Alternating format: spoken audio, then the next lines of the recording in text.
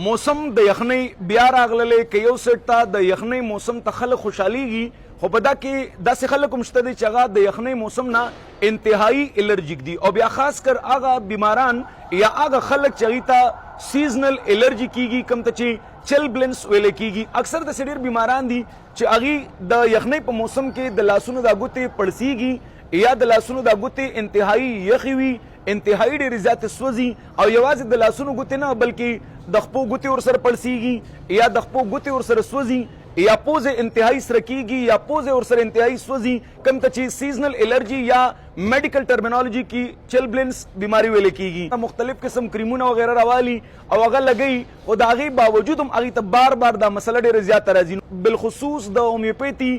درې داسې میډیسن چې هغه ستاسو چل بلنس یعنی سیزنل الرجی په د یخنۍ موسم کې چې کومو خلکو ته د لاسونو پړسېدل یا د خپو د ګوتو پړسېدل یا پوزه سره کېدل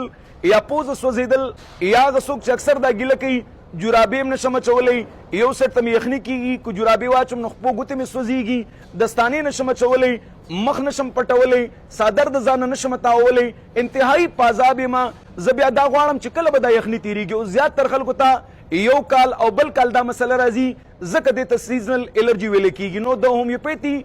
درې داسې ټاپ میډیسن چې تاسو چل بلنس within 15 days کې مکمل کور کوي چې باندې کې د ټول نه په ټاپ باندې کلکیریا کارب تاسو په سکرین باندې د دې نوم وینئ کلکیریا کارب 30 طاقت کې ورته واخلئ سهار غرمه ماښام درې ټیمه د استعمالول دي ورپسې یو بل ډېر ټاپ میډیسن دی پټرولیم په نوم باندې راځي 30 طاقت کې به واخلئ سهار غرمه ماښام او پټرولیم د یخنۍ ډېر ټاپ میډیسن دی یعنی هغه څوک چې هغه دا وایي یخنۍ کې زما دا پوندې چوي یخنۍ کې زما د لاسونه چوي زما مخ چوي د هغې دپاره او خاص کر د یخنۍ چې څومره مسلې دي د هغې دپاره پټرولیم یو ډېر ټاپ میډیسن دی در دې پورې چې هغه څوک چې هغه دا وایي زه په یخنۍ کې کله ګاډي ته وخېږم ما له انتهایی الټۍ راځي پټرولیم د هغې دپاره هم ډېر ټاپ میډیسن دی 30 طاقت کې په سکرین باندې نوم تاسو وینئ 30 طاقت کې سهار غرمه ماښام درې ټیمه په نهار باندې دا م استعمالول دي د دې نه علاوه د چل بلنس یا د سیزنل الرجی ډېر خاص میډیسن یعنی هغه څوک چې اکثر دا وایي زما ورسره دا ګوتې سوځي زما ورسره دا ګوتې خارښ کوي زما ورسره مخ سوځي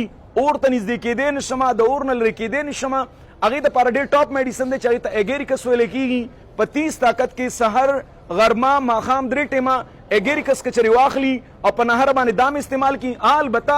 داسې هم کېدی شي زموږ په هسپتال کې سیزنل الرجي ډراپس میلاویږي یعنی دا چل بلنس کم ډراپس دي دا میلاویږي دا درې واړه میډیسن په یو بوتل کې رایوځای کېږي که یو تکړه فارمسسټ وي لکه څنګه چې موږ سره دي هغه دا درې واړه میډیسن په خاص مقدار کې په یو بوتل کې رایوځای کړي سحر غرمه ماښام درې ټیمه